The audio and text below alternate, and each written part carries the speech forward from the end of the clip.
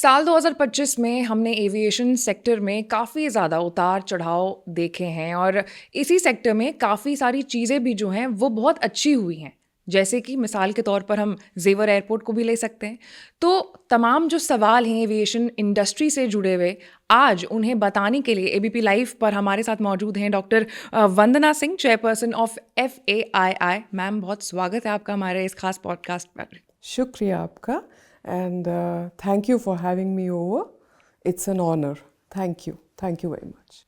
Podcast की शुरुआत करते हैं और सबसे पहले ये जानते हैं कि विजन क्या है, क्योंकि हम यूपी में बैठे हैं तो यूपी से लेकर के शुरू करते हैं कि एविएशन इंडस्ट्री का यूपी को लेकर के क्या विजन है। आपने बहुत अच्छा ये सवाल पूछा आपने। मेरे हिसाब से आवर कंट्री जो हमारा देश है, it's the third largest growing domestic aviation market in the world. तो जब हम डोमेस्टिक एविएशन मार्केट की बात करते हैं, we are the third largest in the world. तो उस तरीके से देखा जाए, और अब हम यूपी स्टेट को देखते हैं, one of the biggest state in our country, हमारे देश का। तो एंड जो जेवर एयरपोर्ट जो अब जनवरी में जाके उद्घाटन होगा, जिसकी 2 बार श्री योगी आदित्यनाथ जी ने रेकी कर ली है, देख लिया है, और प्राइम मिनिस्टर नरेंद्र मोदी इसका इनॉग्रेशन करने जा रहे हैं। This is going to be the game changer, इसको मैं गेम चेंजर बोलूँगी। And a very welcome move, बहुत ही अच्छी मूव है हमारी देश की कि नॉर्थ इंडिया में हम एक ऐसा हब क्रिएट करने जा रहे हैं जो कि we are not only we are looking at passenger traffic, passenger movement.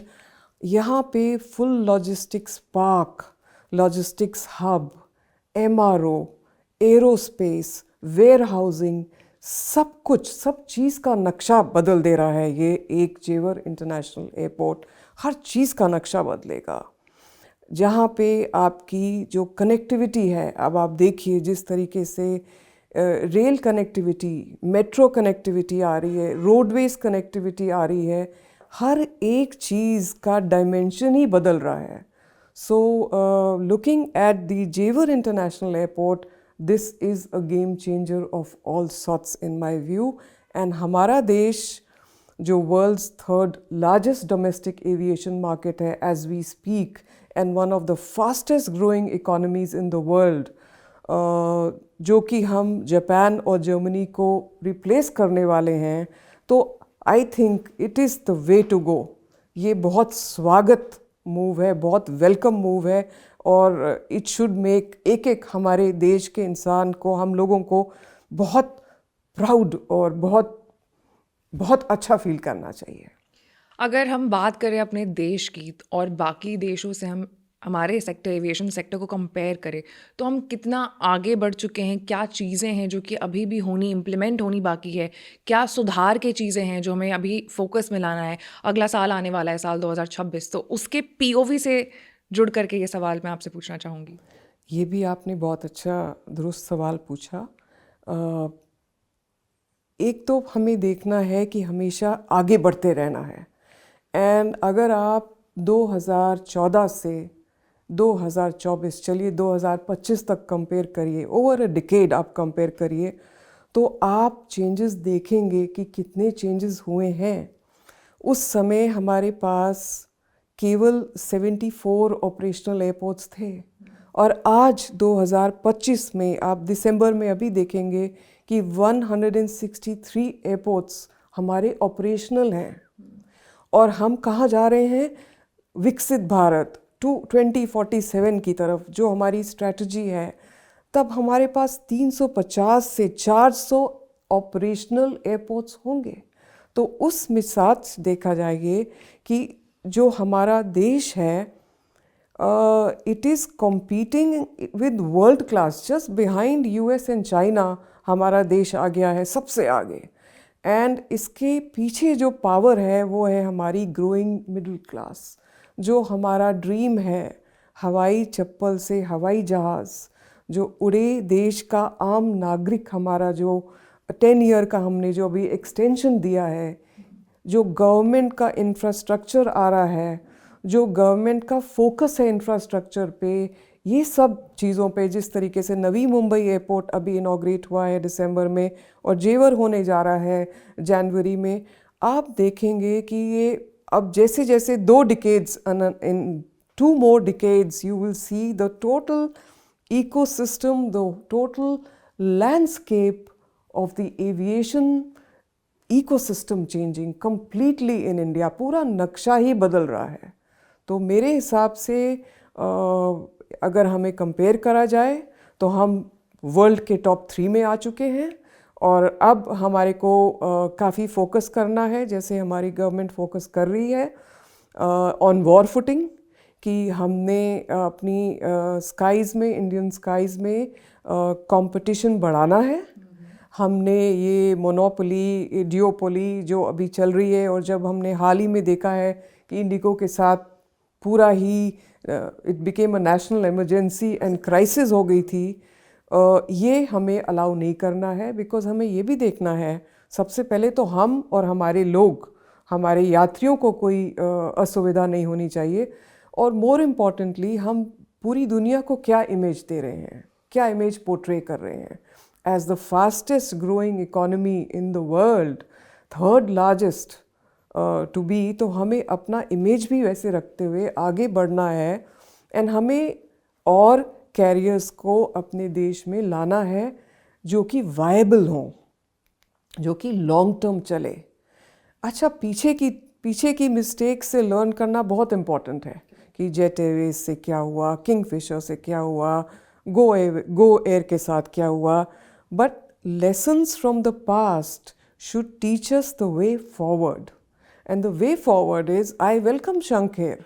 शंख एयर अगेन उत्तर प्रदेश की शंख एजेंसीज की, शंख एंटरप्राइजेस की एयर है, owned by Mr. Vishwakarma, and this is coming with, for example, अभी 5 A320-200 वर्जन्स हैं इनके पास, narrow body equipment, and they are now going to have 15 next year and 30 by 2027. It's a very good, bold vision. I welcome Shank Air.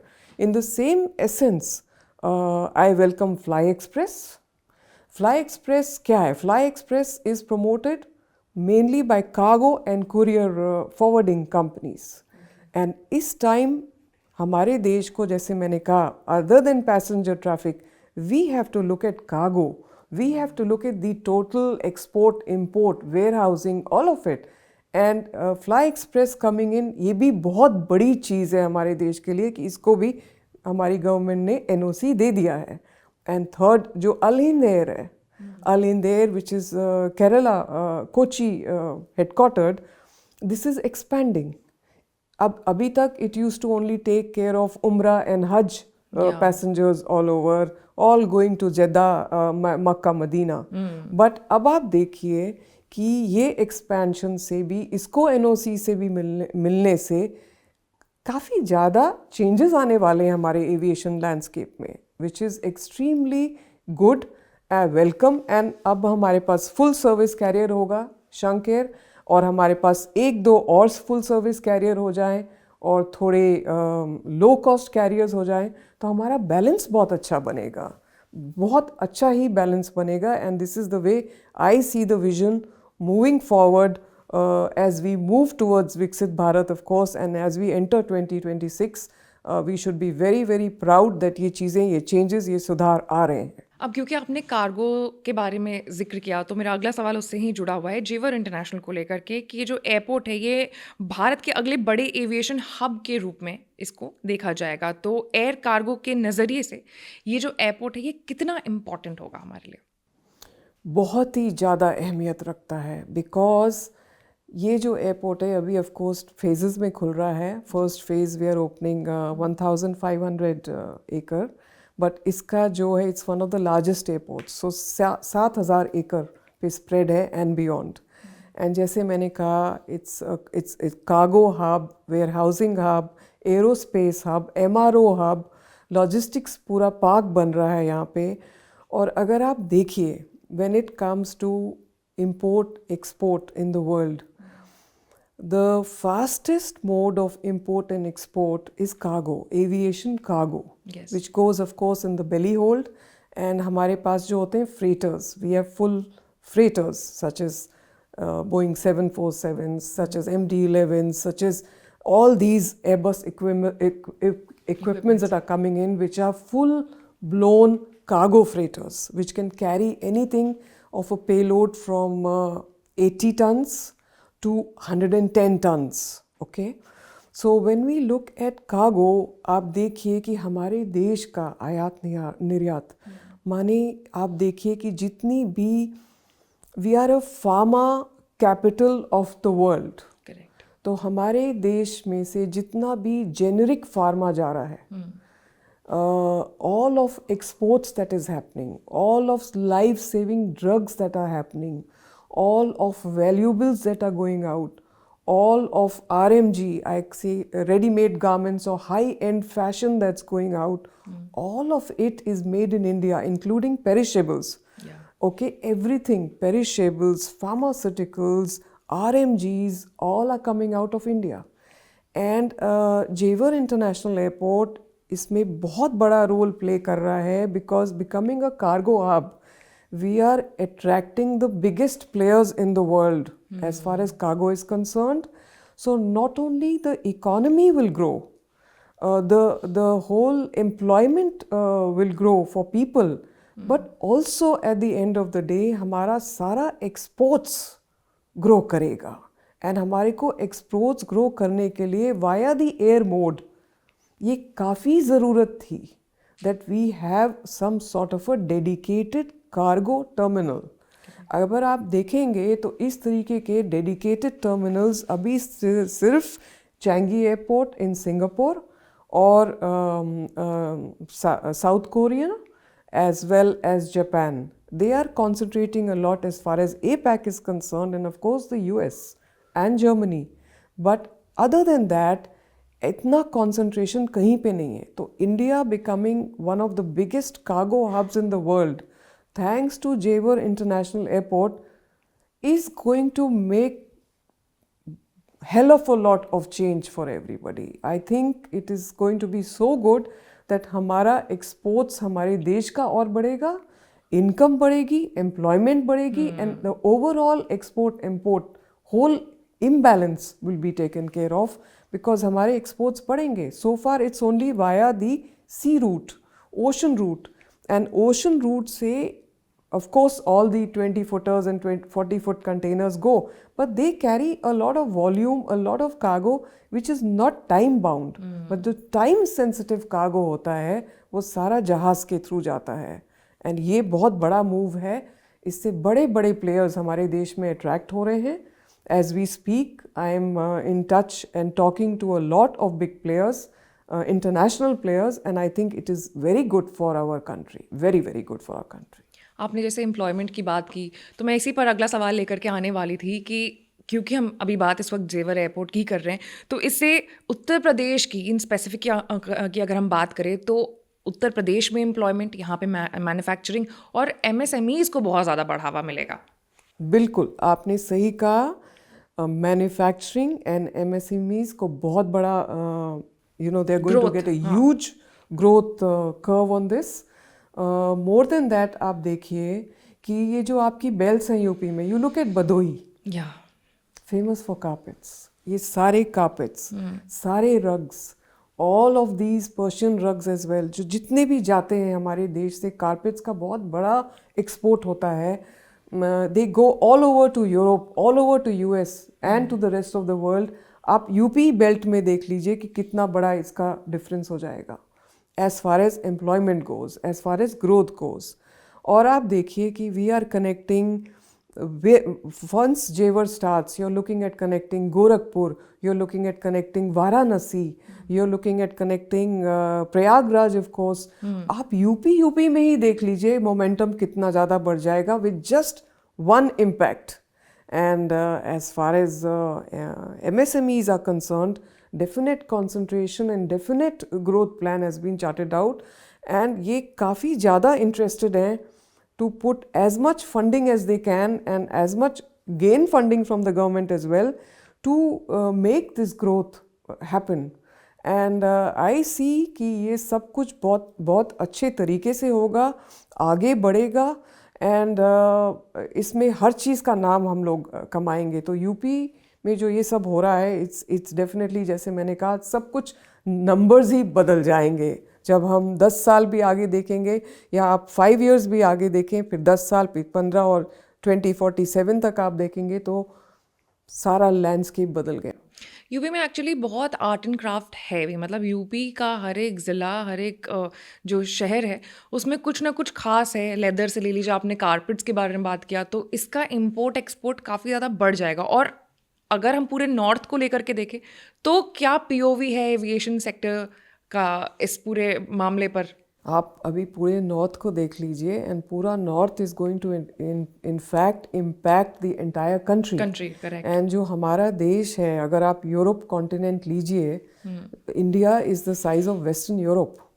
तो आप जो impact देख रहे हैं, जैसे आपने राइटफुली कहा, पूरे आर्ट्स, हैंडीक्राफ्ट्स, ये पूरी मुरादाबाद की जो पूरी बेल्ट है, पानीपत, मुरादाबाद, ये सारी जो बेल्ट है, और जो आगरा से आता है, ये सारा आप देखिए, एंड इसको आप कनेक्ट करिए, तो आप देखेंगे कि पूरे नॉर्थ में इसका इम्पैक्ट है, पूरी कंट्री में इसका इम्पैक्ट है. एंड बिकॉज कंट्री में इम्पैक्ट है, तो पूरे वर्ल्ड वाइड इम्पैक्ट होने वाला है. Because you see, we are the top exporters also of handicrafts, arts, all of crafts, as well as I mentioned, of course pharma belt हमारी ज़्यादा south में है, पर नॉर्थ में भी हमारी फार्मा बेल्ट है. आप देखिए कितना ज़्यादा हमारा आयुर्वेदिक एक्सपोर्ट्स होते हैं from the northern India belt, और कितना ज़्यादा हमारे आई वुडंट से garments, but definitely pharmaceutical, definitely पेरिशेबल्स,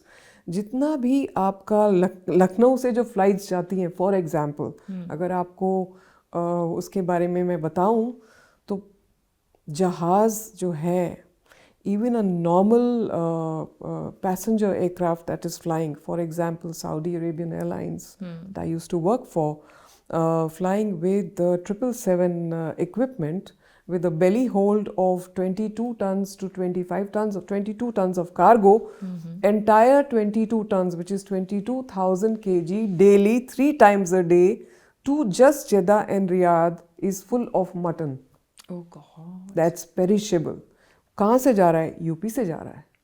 तो आप यूपी में देख लीजिए पेरिशेबल्स, आप देख लीजिए हैंडीक्राफ्ट्स, आप देख लीजिए फार्मास्यूटिकल्स, आप देख लीजिए किस तरीके से ये बढ़ोतरी हो रही है. It is unimaginable. एंड आप अब देखेंगे कि जेवर के आने से किस तरीके से ये हब एंड स्पोक मॉडल बनने वाला है. Everybody is feeding into Jewar Airport, and it is going to blossom. Just the way आप अभी देखें 2 weeks पहले ये Guwahati international airport prime minister ji ने इनॉग्रेट करा है. अब आप गुवाहाटी से देखिए, it's become like a hub and spoke again. And पूरा नॉर्थ ईस्ट का, although 10 more airports we have opened in the northeast under the Udan scheme, and we are planning to open more and more airports. पर आप देखिए कैसे one Guwahati International Airport has become the hub and spoke model as far as northeast of India is concerned. And आप देखेंगे उसी तरीके से Jewar will be the hub and spoke model for every city feeding into it, and exports getting out from here. Similarly, imports coming in, but exports will grow, and that is what we want, कि हमारे exports बढ़ने चाहिए, and ऐसे ही बढ़ेंगे. निवेश पर भी हमारे जो मुख्यमंत्री हैं योगी जी, वो बहुत ज़्यादा ध्यान देते हैं. और आई थिंक जो 2047 का सपना है, उसमें एक बहुत बड़ा जो रोल है ये जेवर एयरपोर्ट भी निभाएगा, डायरेक्टली और इनडायरेक्टली. तो इससे जुड़ा मेरा अगला सवाल है कि क्या अंतर्राष्ट्रीय कार्गो और लॉजिस्टिक्स कंपनियां जेवर एयरपोर्ट में दिलचस्पी दिखा रही है, निवेश के उनके प्लान्स हैं? बिल्कुल, और मैं उसमें पूरी तरीके से इन्वॉल्व हूँ. अब आप अंतर्राष्ट्रीय कार्गो कंपनीज की बात करिए, for example Deutsche Holdings, DHL, which is one of the largest, or you see major forwarding companies like Kuehne+Nagel, which is basically Swiss based, or you see other companies like DSV, which is based out Danish multinational. आज की date में सबके सब have shown interest, and everybody, as far as forwarding companies, logistics companies are going in terms of multinational companies, सारे के सारे invest कर रहे हैं as we speak, because they can see they can see कि आगे क्या होगा. It's a big boom जो आगे दिखाई दे रहा है, and this is the next leap that we call. And अगर अभी इन लोगों ने इन्वेस्ट कर लिया, जैसे आपने कहा दिलचस्पी दिखा रहे हैं, तो फिर आगे जाके इन्हीं का फ़ायदा है. They will grow. एंड देखिए, India is the hub. We want to be the hub for the world, and we are becoming the hub because geographically we are very well located. आप यही देख लीजिए कि हमारे देश में ट्रांजिट पैसेंजर्स कितने होते थे और अब कितने, उससे आप मायना लगाइए. या आप रीजनल कनेक्टिविटी की बात करें तो आप देखिए कि 2025 में ही कितने फर्स्ट टाइम फ्लायर्स थे. आप देखिए कितनों के सपने पूरे हो रहे हैं. एक तरफ you are looking at multinational companies investing in India, दूसरी तरफ आप देख रहे हैं हमारे अपने यात्री पहले टाइम जहाज में चढ़ रहे हैं, मध्यम वर्ग के जो हैं. क्योंकि उनके भी अपने सपने हैं, उनके भी अपने एस्पिरेशंस हैं, उनके भी अपने ड्रीम्स हैं, एंड व्हाई नॉट. और यही मध्यम वर्ग से through this middle income group that the focus is on, I think यही एक काफ़ी है for the whole country to really go many levels ahead मेरे हिसाब से. अब क्योंकि हम बात जेवर के अभी कर रहे हैं, तो इससे अब कार्गो का आपने मेंशन करा ऑलरेडी, तो क्या इस लौते एयरपोर्ट से जो ईज़ ऑफ डूइंग बिजनेस है, कॉस्ट है, लॉजिस्टिकल कॉस्ट, वो कम होगा? क्योंकि पैसा भी एक बहुत इंपॉर्टेंट रोल प्ले करता है. हम बात कर रहे हैं निवेश की, हम बात कर रहे हैं अच्छे बिजनेस आने की, हम बात कर रहे हैं इम्पोर्ट एक्सपोर्ट की, तो हमारा जो कॉस्ट है क्या वो कम होगा because of this particular airport? बिल्कुल, कॉस्ट बिल्कुल कम होगा. Ease of doing business is the aim of the whole plan, is the aim of this whole game, if I can say that. So ease of doing business jab hogi with so many companies coming in, so many companies investing in our Jewar International Airport, definitely the idea is ease of doing business. Ease of doing business will happen. Jab ease of doing business hogi, then obviously the costs will come down. Yes. और जहाँ तक हमारी अपनी companies हैं देश की, because we firmly believe in make in India, made in India, and हम अपने MROs, हम चाहते हैं हम अपने आप मेंटेनेंस एंड रिपेयर करें, हम अपने आप चाहते हैं अपना एरोस्पेस आगे बढ़े.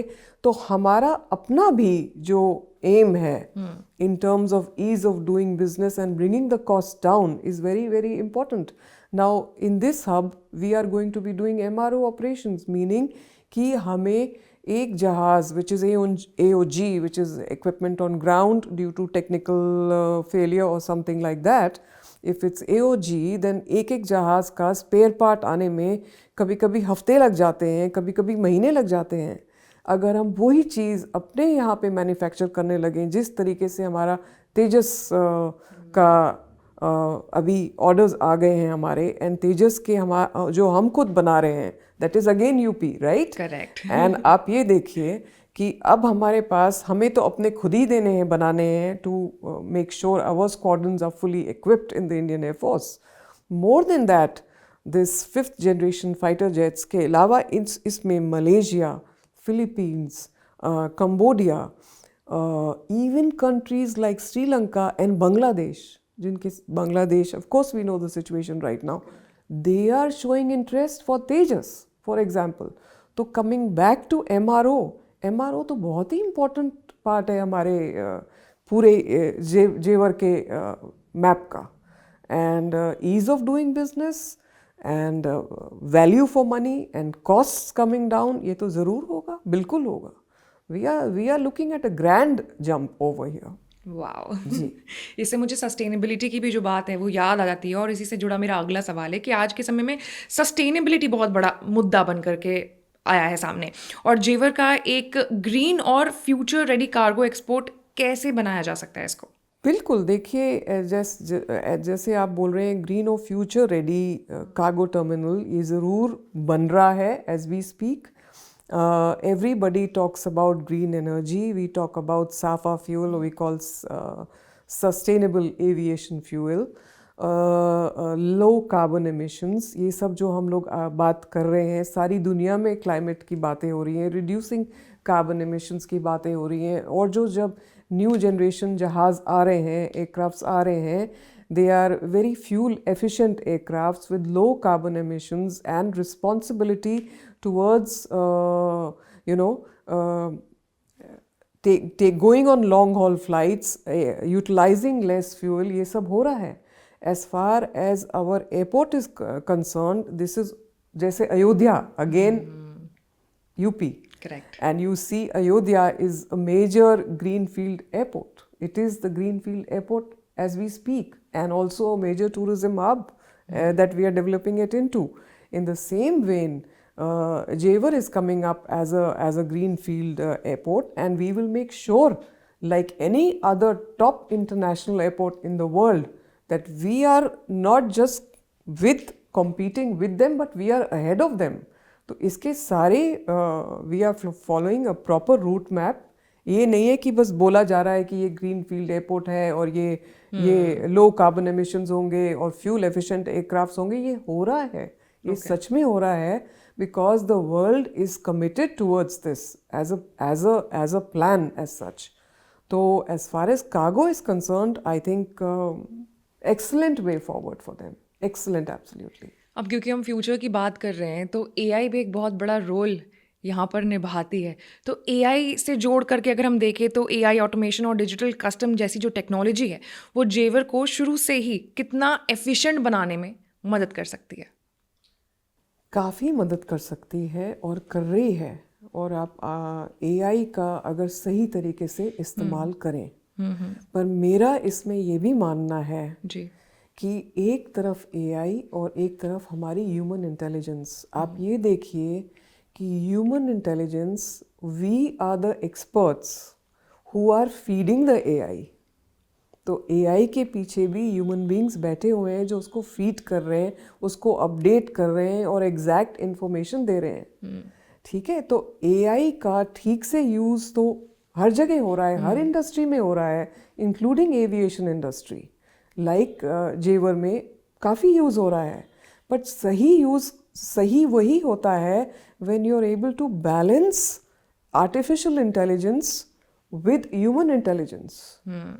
We don't want everything going in the hands of the machine. Correct. One should never let go of things in the hands of the machine. And I don't want to talk here about the AI crash, Air India crash that happened on June 12th.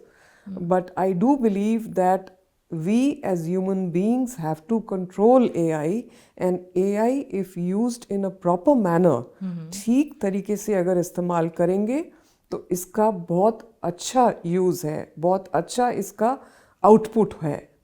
अगर input अच्छा है तो output अच्छा है. पर अगर इसको हम ठीक तरीके से यूटिलाइज नहीं कर पाए तो हमें अपने आप की पावर को नहीं भूलना है. That we are the people behind it, and we have to never let our mind stagnate to that extent कि हम एआई पे कम्प्लीटली डिपेंडेंट हो जाएं. ये मेरा मानना है. A fine balance is what is the call of the day today. अपने हाथ से बेसिकली कभी कंट्रोल लूज नहीं करने देना है. बिल्कुल. आगे बढ़ते हैं अब, क्योंकि हम साल 2025 ख़त्म करके 2026 में जाने वाले हैं, और अगले साल ही मैं आपको बता दूं कि इनॉग्रेशन भी होने वाला है इस एयरपोर्ट का. तो ग्लोबल एविएशन का जो पूरा मैप है, हम इस एयरपोर्ट को कहाँ पर स्टैंड करता हुआ देख सकते हैं? बहुत अच्छा जवाब पूछा आपने. And I am a proud Indian. बहुत प्राउड इंडियन हूँ. सोल्जर्स की फैमिली से आती हूँ जी. और आप मुझसे पूछेंगी ये तो मैं बोलूँगी we will be amongst the top 5 international airports in the world. I see Jewar International Airport to be one of the biggest hubs in the world as far as passenger traffic is concerned. Of course, in phase 1 we will have 150 flights a day with about growing up to we will take up to 1.5 crore passengers. As far as passengers are concerned, as far as cargo is concerned, We have a plan to go to jump from 3.8 billion tons to 10.8 billion tons is the vision. It is the 2030 vision, my dear. It's not the vision 2047. Oh, So it's like I quite believe, near. yeah, I believe that is going to happen with the Jewar International Airport coming up as a major cargo and logistics manufacturing hub. And as I said, amongst the five largest international airports in the world, biggest passenger and cargo and transit hub in the world, and major international players coming in, international airlines coming in, and international players coming in, cargo operators coming in, and I also see a lot of transit activity going on in this hub.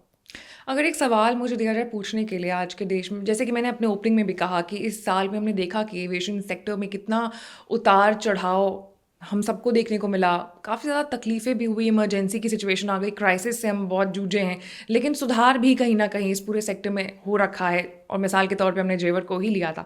How important are airlines, how important are airports today? Extremely important. They are very very important because देखिए, अब जरा थोड़ा सा पीछे जाते हैं जून 12 पे, when we look at Ahmedabad International Airport, अब आप देखिए आसपास इंफ्रास्ट्रक्चर नहीं होना चाहिए. We do not allow infrastructure or buildings around. उससे आपकी एटलीस्ट 20 से 25 कैजुअलिटीज़ बढ़ जाती उस दिन, राइट? सो जो एयरपोर्ट होता है, it should have proper emergency response system, what we call. Just the way you have a fire emergency response system, the response system should have a proper medical team ready to take care of any casualties. ज़रा सा पीछे जाइए, December 24th या December 29th, बिल्कुल एक साल पहले, there was the Jeju air crash in South Korea. And उस समय I was with the Korean ambassador over there. इसमें I think 169 lives were lost. अगर आप December 24th 2024 पे जाएं तो, या December 29th, they were all coming back after celebrating Christmas from Bangkok to Jeju. And keeping everything aside, whatever the factors were there, sorry, I went a little bit into international space right now. Keeping everything aside, the aircraft went into a structure which was made for the antennas, but it was a hard structure. It was not a structure which was a foldable structure or where the aircraft could have gone through and there would be no casualty. But then that so many lives could have saved, and I believe apart from the engine failure, apart from the emergency that the pilot was facing, he got clearance to land on this runway, and it went and collided into a structure which caused a major blast, and only 2 people at the rear end of which were the crew survived. Rest of all the passengers who perished. So coming back to airports, हमारे कैसे होने चाहिए? हमारे airports ऐसे होने चाहिए जिनके पास पूरी हमने वो दी हो, पूरी planning के साथ बने हो. Beyond the airport there is a marshy area, there is a green area, और we call कि अगर aircraft skid भी हो गया या shot भी overshoot भी कर गया runway से, it can go deep into it and फिर भी कोई casualty नहीं होगी because it will go into mud, it will go into marshy land. So you don't need structures around it. There should be that kind of layout over there that can save lives in case of an emergency. There should be a medical teams which should be always ready, and इनकी हमेशा drills होनी चाहिए. Correct, very important. Drills होनी चाहिए, इनके audits होनी चाहिए. DGCA, the Directorate General of Civil Aviation, is responsible for the audits, and the audits have to be surprise audits. ये बता के नहीं जाना है कि भाई हम ऑडिट करने आ रहे हैं. It has to be surprise audit to see कि भाई इस एयरपोर्ट में चल क्या रहा है. तो with our growing image, as I said, as the world's 3rd largest aviation market in the world, we have to make sure our airports are having the world class infrastructure. They are ready, they are state of art in terms of anything, and any kind of emergency has to be handled by us, by the airport. The airport is directly responsible. अब हाल ही में आपने देखा है Indigo के साथ क्या हुआ है, और आप देखिए कि लास्ट वीक की बात कर रही हूँ या मैं 4 दिन पहले की बात कर रही हूँ. I am not going to name the exact flight. The flight was coming,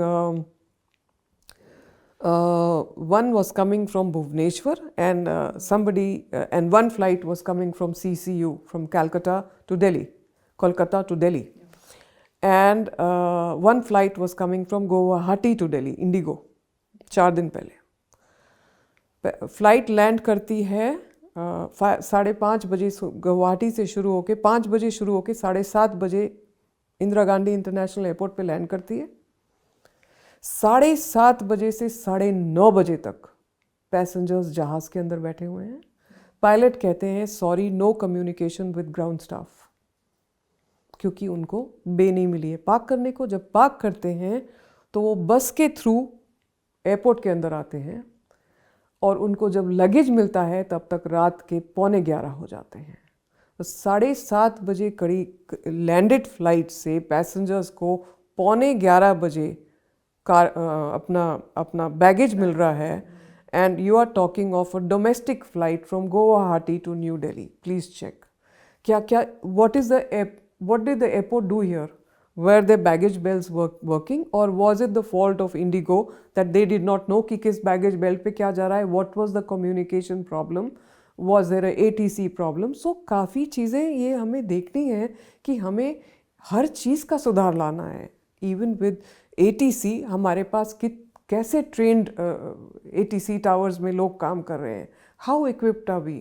हमारे देश का जो यूथ है, हमारे देश का जो एजुकेटेड ब्रेन है, it should not be a brain drain that सब बाहर भाग रहे हैं. It should be now reverse trend where we are having the right people, right experts working in the right places, because aviation is not a child's play. You need absolutely the right players doing their jobs. तो अब मैंने ये आपको IndiGo का हादसा बताया, and I am not even going to the 12-day saga of the national emergency जो हम लोगों ने फेस करी है, जहाँ पे एक इंसान की ऐसी दुर्दशा हुई है. We don't even know how many lifes have gone, कितनी मेडिकल इमरजेंसीज थी, किनकी क्या हालत हुई है. पर मैं तो आपको 4 दिन पुरानी बात बता रही हूँ कि ये फ़्लाइट के साथ पैसेंजर्स 11:15 बजे को बैगेज लेके बाहर निकले. वो कब फ्लाई करेंगे दोबारा? अगर इंडिगो की सिर्फ हम बात करें तो ये जो पूरा क्राइसिस था, ये जो पूरा इमरजेंसी सिचुएशन बना, क्या इसको टाला जा सकता था? बिल्कुल. ये टालने वाली बात, टालना ही क्यों था? They just had to make sure that the final phase of the FTTL norms that were given by the government, okayed by the Supreme Court, had to be followed. Why did they not follow? Why was Indigo not checked and timely checked and audits done to make sure that the pilots are in place? Why did they come up with this excuse that please, and they arm twisted our government, elbow इस तरीके से धक्का दिया, ऐसी national emergency create कर दी, ऐसा crisis create कर दिया that the government had to backtrack and say ठीक है, आपको FTTL के लिए we are giving you extension up to 10th February 2026. Why are we playing with the safety and security of the pilot? क्या pilot का rest time नहीं बनता? क्या फ्लाइट ड्यूटी आवर्स जो हैं इनके एज पर the norms should not they be 48 hours? Why are they only given 36 hours? We talk about pilot fatigue. अब जो pilot fatigue की बात है, this is not just an Indian phenomena, it is a global phenomena that pilot fatigue is being addressed. But pilot fatigue को address करने के लिए जो वर्ल्ड वाइड नॉर्म्स हैं, जो FAA के नॉर्म्स हैं, जो ICAO international civil aviation organisation के नॉर्म्स हैं, why are we not following the FDTL norms? Why? हमारे पास पायलट्स की कमी नहीं है. इंडिगो ने अगर जिस तेज़ी से, जिस रफ्तार से ये जहाज़ ऑर्डर कर रहे हैं, 1000 equipments of Boeing, 500 equipments that Air India has ordered, उस तरीके से आपने पायलट्स क्यों नहीं हायर करे? They should be taken to task. There should be a heavy penalty on them. they cannot be let off this kind of casual behavior or arm twisting the government. इन पे तो सख्त कार्रवाई होनी चाहिए. ये नहीं होना चाहिए कि कार्रवाई हुई और फिर भूल गए. No, this is against. So basically you cannot put everything. This is called abuse of dominance. Abuse of dominance जो हमारी competition commission of India है, competition compliance of India है, it's against it. Abuse of dominance is a offense which is not just section 420 which is cheating and lying to passengers. It is also another section, I think 464 or 484 if I'm not wrong, of IPC. And again, abuse of dominance, they have to be taken to task. It cannot be allowed and we are being watched by the world. तो yes, आपका इसके आगे बढ़ते हुए yes, सुधार आने हैं, सुधार होने हैं और सुधार हमें देखने हैं. ये नहीं कि देखा जाएगा जैसे बोला जाता था, होएगा, देखेंगे. नहीं, ऐसे फ्यूचर टेंस में बात नहीं करनी है. It has to be seen by our eyes, it has to be felt by us, and every passenger has to endorse it. हर यात्री को ये endorse करना है कि हाँ, हमारे लिए सफल यात्रा हुई, हाँ हमें प्रॉब्लम एयरपोर्ट पे नहीं हुई, हाँ हमारा बैगेज टाइम पे मिला, हाँ हमें चेक इन पे कोई ऐसी प्रॉब्लम नहीं हुई. It has to be smooth, it has to be efficient. Digi Yatra has come in, so many things are there. आप उसका ठीक से यूज़ करिए. So lot of things to learn from in this last year and lot of things to move forward to. हादसे बहुत हुए हैं. The Ahmedabad air crash, I'm waiting for the final report to come out, and we were not happy with the fudgy report that came out earlier, which was basically pointing towards the pilot, because it was definitely not the pilot as per the experts. And we have always said that look at the electrical and the software malfunctions of the aircraft. So that report should come out within the first year, which means that by next April, we expect, May, June is the last date. Right. It has to come out before that as per law. And again, the Indigo crisis cannot be repeated. So the government has to make sure that we don't put all eggs in one basket. जैसे हम ठीक से इसको spread करें and we make things more competitive, जिससे हमारे passengers का भी fares कम हो. Exactly. तो हवाई जहाज से हवाई चप्पल से हवाई जहाज कहाँ पहुँचेंगे हम लोग? I was just coming to that point, fare की बात जहाँ कर रहे हैं, and I would not like to call it only Indigo crisis, क्योंकि Indigo के अलावा भी जितने एयरलाइंस थे उन्होंने भी मौका परस्ती, एक तरीके से मैं कह सकती हूँ, काफ़ी अपॉर्चुनिस्ट थे कि in the place way they could have help the other passengers but they didn't. उन्होंने अपने टिकट्स के जो प्राइसेस हैं उनको काफ़ी ज़्यादा हाइक कर दिया. I was present at the moment there at the Delhi airport and I was looking at people. मैं देख रही थी लोगों को वो कितने ज़्यादा परेशान हैं. बाकी एयरलाइंस के टिकट्स वो चेक कर रहे हैं. दिल्ली से मुंबई इट वॉज 40,000, दिल्ली से गुवाहाटी इट वॉज 50,000. मतलब कुछ भी 10,000 के नीचे नहीं था. जिस फ्लाइट के लिए आप 5 से 6,000 रुपये देते थे वो अब 40-45 हज़ार रुपये में दूसरे एयरलाइंस वाले बेच रहे थे. तो आई थिंक कि ये इंडिगो क्राइसिस में सब अपनी अपनी रोटियां सेकने की कोशिश कर रहे थे. बिल्कुल आपने सही कहा. And this is something that मैंने ये काफ़ी फोरम्स में ये बात उठाई है, because there was no civic moral responsibility. National emergency हो गई, नेशनल क्राइसिस हो गई, तो एयर इंडिया ने और अकासा ने और स्पाइस जेट ने क्या किया. Even as you mentioned, you were stranded at Delhi. My cousin was traveling from Bangalore to Delhi and paid 68,000 one way to reach Delhi on Air India.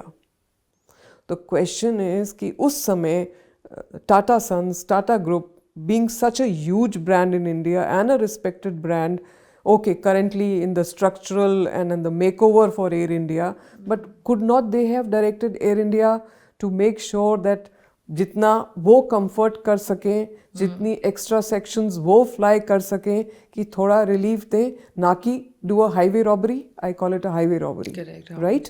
And same goes for other airlines.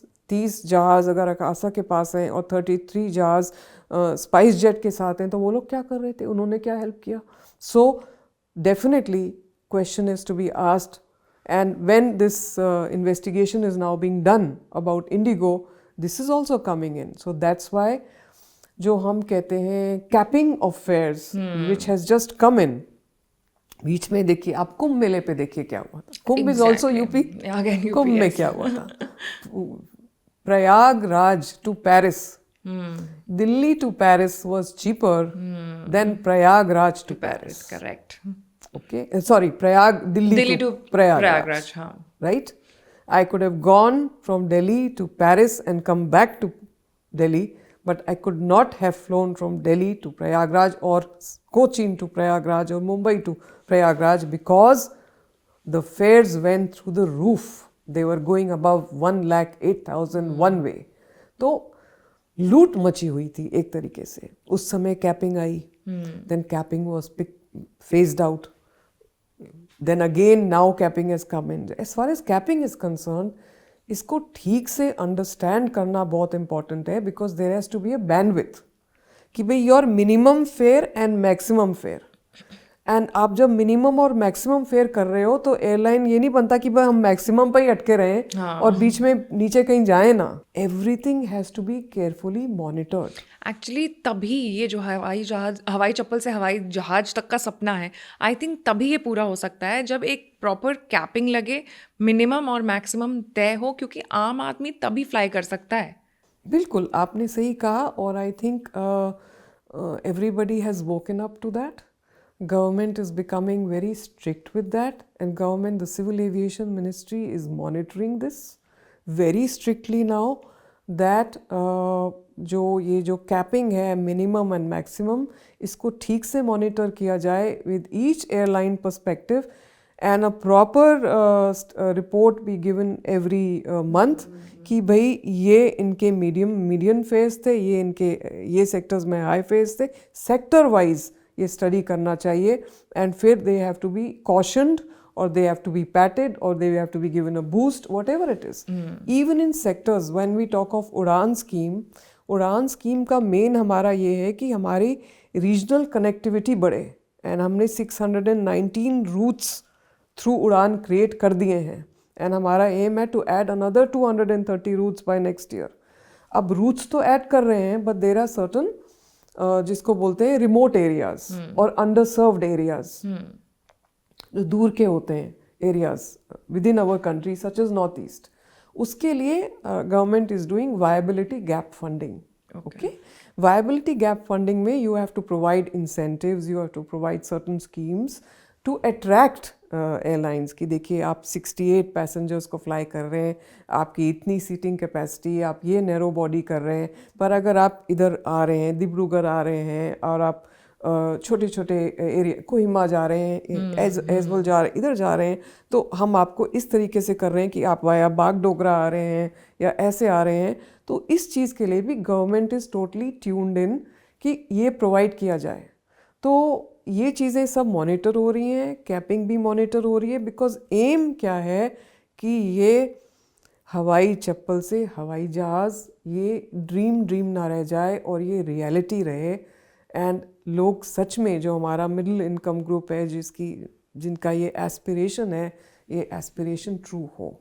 I just hope. और मैं ये भी उम्मीद करूँगी कि इसकी शुरुआत जो है वो यूपी से ही हो, क्योंकि अगले साल एक बहुत बड़े एयरपोर्ट का उद्घाटन होने वाला है और बहुत सारी उम्मीदें हैं, निवेश की उम्मीदें हैं और 2047 भी हम एक एम लेकर के चल रहे हैं. लेट्स सी कि क्या होता है. एंड एंड करूँगी मैं यह पॉडकास्ट यही कहते हुए कि ये सारी चीज़ें जो यूपी से शुरू हो रही हैं, I am very happy to call my self a proud citizen of UP. Thank you so much ma'am हमारे साथ जुड़ने के लिए इस पॉडकास्ट में और अपना जो एक्सपीरियंस है, अपना जो नॉलेज है वो हमारे व्यूअर्स को बताने के लिए, हमें एनलाइटन करने के लिए. Thank you so much. Thank you so much and it has been a pleasure to talk to you and I hope that our country with Jewar International Airport coming in moves from strength to strength. I just hope the same. Thank you so much.